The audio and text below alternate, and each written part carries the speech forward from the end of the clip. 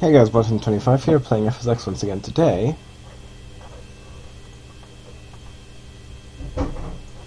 we will be flying a First Air Boeing 737-200.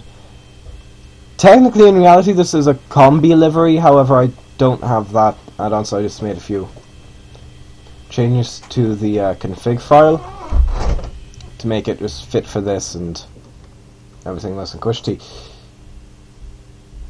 Yeah, if you watch Air Crash Investigation, this aircraft, they were flying from Yellowknife to Resolute Bay, so yeah.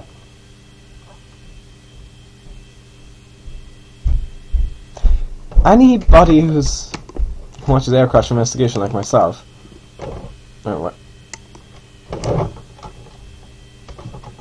will recognize both this aircraft and this route. That's what I'm thinking. I might do some flights that ended in failure, crashed, however you want to say it. So, for example, I ended in failure. I'm going to complete them. This is the second one I've done technically, so because I previously did Northwest Airlines. Did the Northwest Airlines Detroit to Narita. And all of the ones I'm doing will be featured in Air Crash Investigation. These are just going to be in random order, so I don't expect this to be like a fully fledged series like one of my old ones. If NASA did it, I can do it. It's not going to be like that. It's just going to be basically every now and then I'll do it. If I have free time, I'll do a flight. I'll just go on to Air Crash Investigation. But I will probably go in order. So taxi lights on.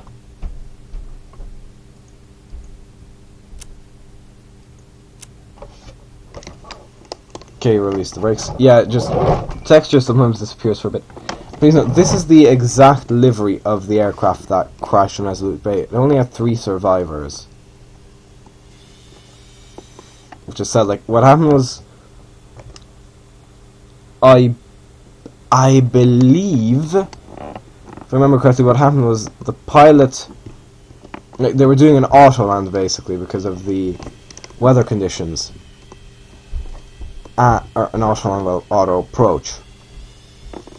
But what ended up happening was the pilot applied pressure on the yoke, and that disabled the autopilot.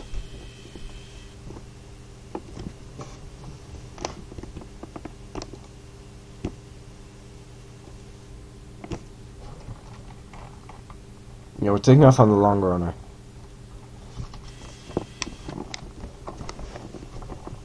Anyway, yeah, let's get on to said longer runway.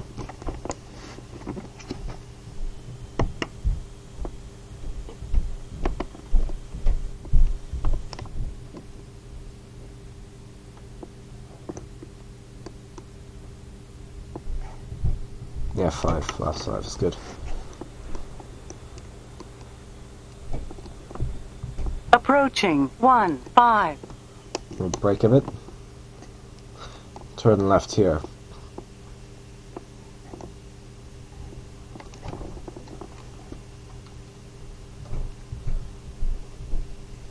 On runway 15. Lights on.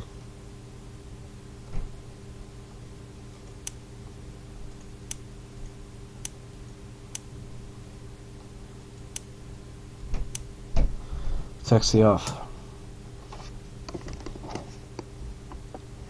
Full power.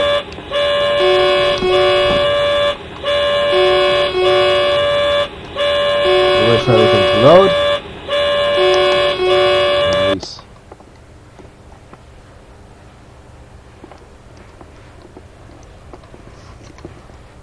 Turning right.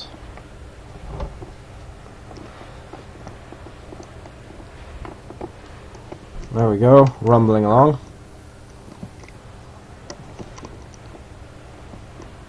So yeah, those J-8Ds revved up.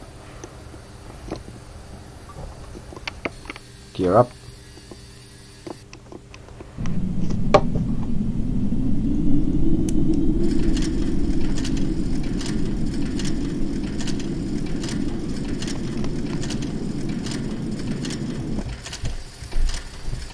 There we go, turning. We're turning up north towards Resolute Bay. Just going back.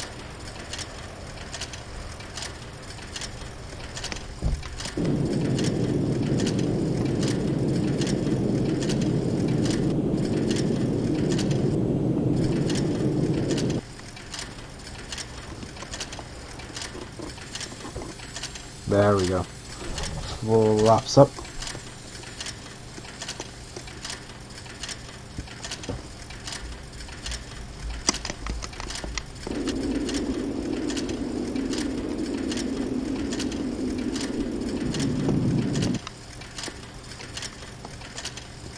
Keeping an eye on all this.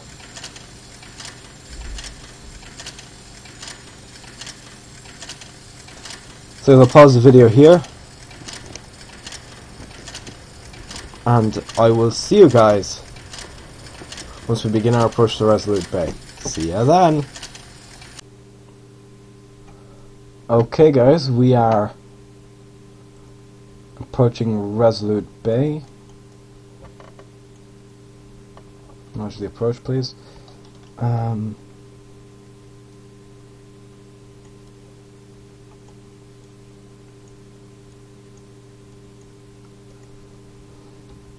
Damn you!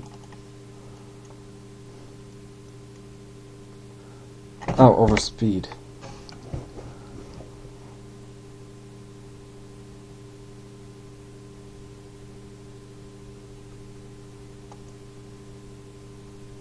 Announce position. So this is an uncontrolled airport, is I believe the term. Meaning there's no ATC, and it's also foggy. At least tell me there's a bloody tarmac strip.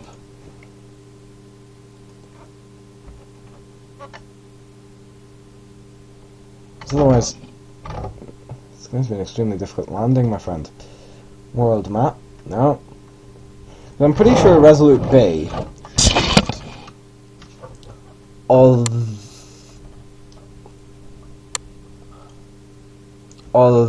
it is small, I'm pretty sure it does have a thing. Anyway, what happened during the landing of the actual aircraft?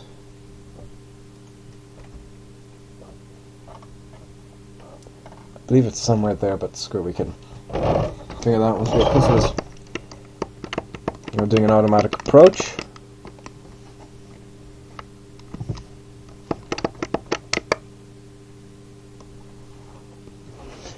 And the pilot disengaged, so they were basically flying parallel to the runway, however, and they were descending, but not towards the runway, so I think they were approaching from the other side and they crashed into those mountains.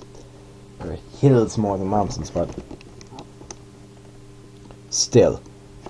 Only 3 survivors. The plane broke into 3 pieces. See, when I was watching the air crash investigation thing, I expected there to be more survivors because it looked a lot like that Turkish Airlines flight. The one that, the one that didn't. Oh. I see, so I now have full control. So I can just push the nose down and I was going to get pushed down. Right. Can anybody tell me what that's meant to be on the tail? Even on the episode of Air Crash Investigation I was confused as to what the bloody hell that was. There's the runway.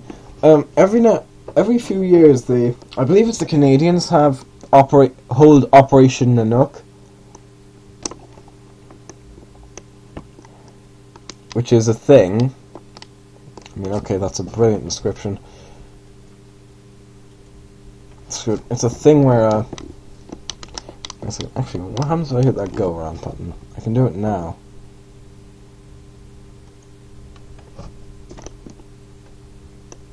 Are we massively gaining speed? No, we're not. Okay, the good thing is we have visual conditions. I say as I proceed to climb into a cloud bank and lose visibility of everything.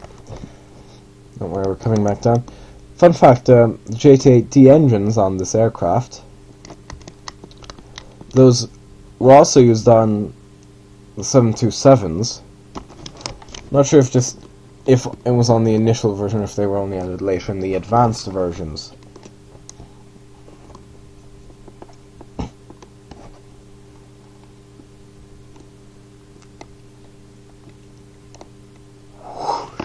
Okay, straighten up, fly right. I somehow managed to get lined up really well. Yeah, the scenery in FSX starts to kind of bugger up a bit if I go into top-down view. So I mean, it looks distorted. But I can see them via Zemlya. Which means new land in Russian. Ryanair also used the Dash 200, so that was the first 737s they had. Then, I'm not sure if they upgraded to the Dash 700 then. They still have a Dash 700. And then they went for the Dash 800. 737-800, that's, you know, what they operate now. However, I've just not been able to find a Ryanair livery.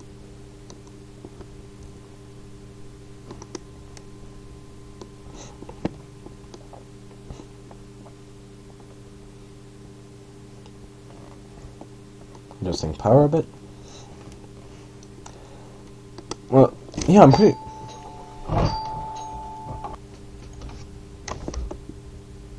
Okay, there we go. There's Resolute Bay.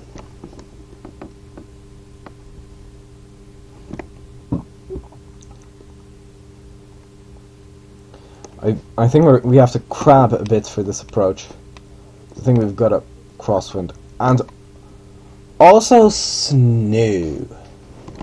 How fun. Yeah, you can see the pitot tubes there in the front of the aircraft.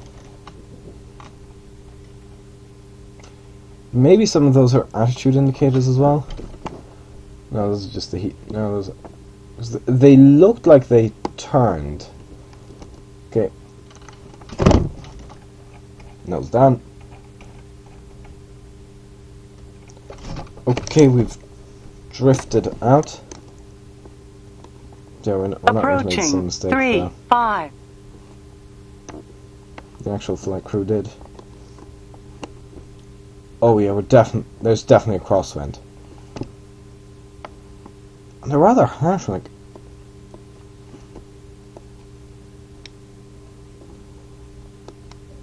if I straighten up the aircraft... Okay, now I'm just utterly confused. And there aren't any pappies either. Pappies are the you know, red on... the white on white, you're high as a kite. Red on white, you're alright. Red on red, you're dead. Indicators. It seems, you know, just cut off the autopilot. Ba-bam. Yes, now the aircraft is fully under my control, because that could have been the thing that was causing it to turn the autopilot kick back in.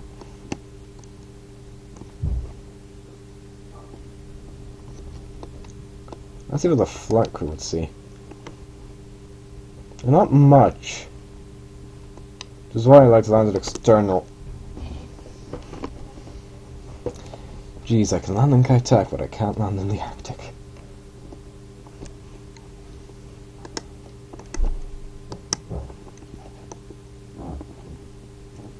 Okay, runway 35. I kicked the engine into high gear there a bit. Okay, flare. Oh, this isn't even tarmac, this is gravel. With runway markings painted on, somehow. Yeah, I'm pretty sure this is a gravel strip. Okay, still the reverser, spoilers, flaps up. And there's the runway here. This is a pretty wide runway, I mean, okay, they do operate C-17s during Operation Nook, but...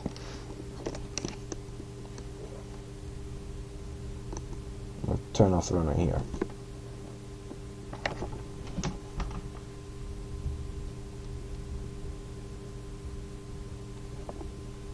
What do you say?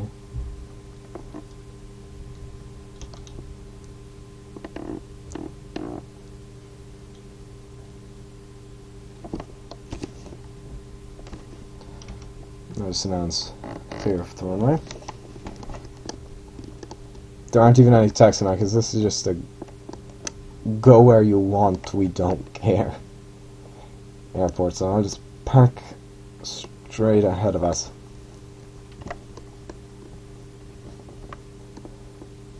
Yeah, I just set full power there, so it's like, take off.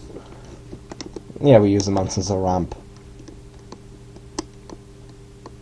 Well, I'd say it would actually be easier to come rolling down the mountain. Yeah, there are no gates here, so set parking brakes. Oof. Well, that was rather close.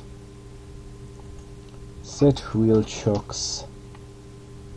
Shut down the inch. That shut it down. Fully. Fully. Good enough views, instrument panel.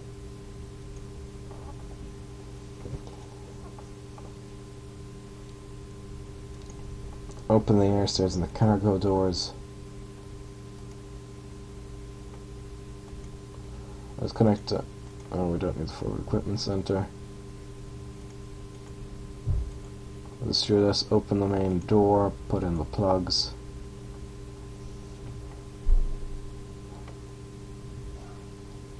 Now just open the aft passenger... I'll close it. And... yeah, the engine covers. Now, that was a flight from... I said open the main doors. From... Wait, why did that just close? Okay, then I guess passengers are trapped in the plane.